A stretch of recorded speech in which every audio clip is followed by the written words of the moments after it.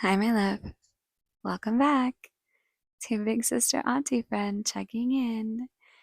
If you're new here, welcome. And again, if you're not new here, welcome back. I love you so much. Please don't ever leave me. um, on today's episode, I want to talk a little bit about the inevitability of pain. Now, listen, before you go running for the hills, I understand that this is a heavy topic, my love. It is deep waters. And even if you can't swim, go on and get your floaties. I'll wait. Okay, I'm going to hold your hand through it all. You will not be alone. We are going to talk about topics such as grief. So if that is a trigger for anyone, just trigger warning. I want to let you know up front. And if it's something that you're not ready to have a conversation about, that's okay. Okay, I'll catch you on the next episode. However, if you can stand it, um, I would encourage you to stay. I feel like grief in particular, pain in general, but grief specifically is a conversation we don't have enough about. Does that make sense? We don't talk about grief enough, is what I'm saying, which I think is interesting because it's inescapable, right? It's something that we all experience at one point or another. Um, but yeah, we're gonna get into topics like that, and I love you. I want you to know that as your big sister, auntie, friend, it is my responsibility, my duty, and my honor to tell you exactly what you need to hear, not maybe what you want to hear all the time. But I always am coming from a place of love, and I hope you receive it that way because it's always coming from that place. But again, I have a responsibility to have these hard conversations. It's always uncomfortable to talk about pain and suffering, right? But again, I take my duty very seriously as your big sister, auntie, friend, and I want to talk to you about some of these things, okay? Um, I had someone tell me once that healing happens when pain becomes purpose, right? And that resonated with me so deeply as someone who has lived a pretty painful experience, right? My life has been full of struggle and strife. And for a long time, I lived in this victim mentality. I felt like I was personal, a personal attack on me from God, right? It was an isolated experience and no one knew how I felt. I added so much insult to injury, my love, during that time because I was really missing the lesson and really the blessing that can come as a result of pain, right? Uh, there is progress in pain and there is strength in struggle. And I feel like when we can start to really look at it that way, we can alchemize our pain into something beautiful. We can really push ourselves towards our own evolution and our own growth.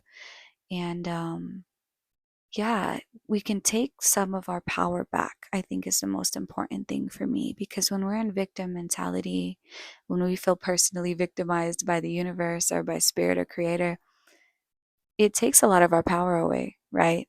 It insinuates that something is, out there with a magnifying glass and we're just a little ant, when really that's not true.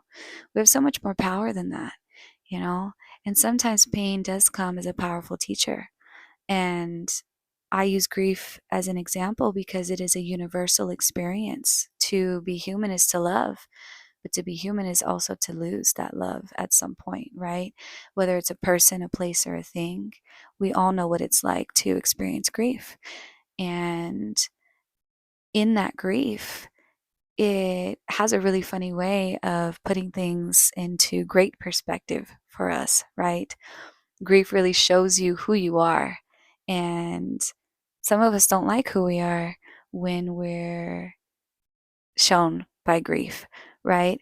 And what I mean by that is that so often we take advantage of the people, places, and things. I'm guilty of it. A lot of people are guilty of it. We don't give flowers to the people, places, and things while we have them. It's only after they've gone, right? It's why the saying resonates with all of us, the saying of, you don't know what you have until you've lost it, because it is such a universal experience, right? To have loved and lost. And I want to be the type of person that gives people flowers while they're here. And I only am that person because I was not that person at one point, right? But it's why I show up and so cringely tell you how much I love you, and how much I think the world is less without you in it. It is why I will be, if that makes me a silly goose, I will be a silly goose until the day that I die, because I don't want to live with the pain and the resentment that comes with taking advantage of having things that are valuable to me while I still have them, right? And yeah, grief really again is a good example of what it's like to really find the blessing in something that is so deeply painful, right? At a time where there is so much suffering, there is also so much to be learned. And I think, to be honest with you, if we have to suffer anyway, which we do, it's part of the human experience, unfortunately. I don't know why, my love. And we may never know why, but so long as we have to suffer, we might as well make good use of it, right? And there is blessings. Again, there is strength in struggle. There is progress in pain, and we could really find purpose. And when I started to find the purpose of my pain, I really did start to heal. And it really did start to return some of my power back to me. And that's why I thought it was so important to have this conversation, because if you found me and we found each other, chances are you've gone through some things, you've had some pain. And I would hope that after having this conversation, we could really look more deeply at what the purpose of that pain was, so that we could really take our power back, so we can begin to heal, right? At the end of the day, I really hope that you just feel less alone, knowing that pain is a universal experience. It comes for all of us. It does not discriminate. It doesn't care who you are or where you come from.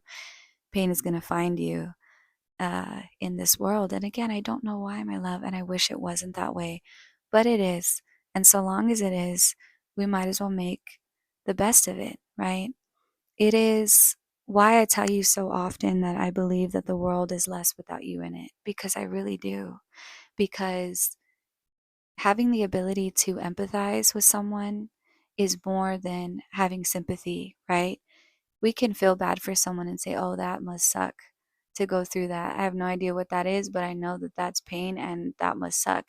But to be able to empathize is to be able to say, I know exactly what that feels like. And I really feel what you're going through and I empathize with you. That is a different type of love that you now are capable to give to others because you have experienced pain yourself. I hope that makes sense, right? I always have a hard time putting that into words, but it's the difference between sympathy and empathy, and they're both great. But to be able to empathize it only comes with the lessons of pain, right? We find the ability to empathize, and we are gifted rather, the blessing of empathy only when we've suffered ourselves, right? And we're going to talk a little bit about showing up in the world as the people that we once needed, especially those of us who suffered as children, right? We'll talk a little bit about that in our next episode, showing up in the world as the people that we wish we would have had, and how inspirational that can be and how motivational that can be. But again, I know this was a tough one, and thank you for hanging out with me. Thank you for hanging in there with me, really. It's an important conversation to have, my love. And I hope that it made you feel less lonely. I hope that it returned some of your power back to you. I hope that you know now what I mean when I tell you that the world is less without you in it. Because it is, babe. It really is. And I truly believe that. And I'm going to keep on telling you, no matter how cringe it is, that I love you and there's nothing you can do about it because you deserve your flowers now, not when you're gone. Okay? So, I hate to do it to you, but I'm going to leave now. But I will always be back for you, my love. Don't worry. I promise. Okay? And with that being said, we'll talk soon. I love you. Bye.